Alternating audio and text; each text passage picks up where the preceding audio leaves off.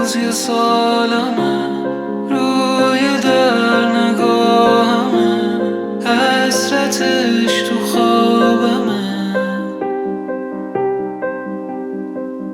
دوباره نخوابیدم، افکار پریشون اگر دوستی وارد میشن، شب میزنن شبی خون.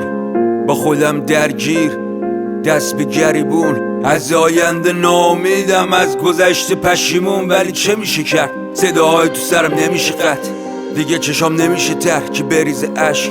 چرا آروم نمیشه درد؟ بدنم یخ زده، دستام نمیشه لمس، انگار چیزی که میخوام جلومه ولی بهش دست نمیشه زد. دیگه خوشحال نمیشم، هیچ جا انگار رام نمیدن، پنجره نی که ماهو ببینم، این در رو باز نمیشه. میخوام از درد داد بزنم، زمین و گاز بگیرم، شاید امشب میمیرم و فردا از نو زاده میشم. فوش میدم که چرا به خودم به حسار، به این که نمیشه بشه خواست، به این که نمیشه بشه داشت.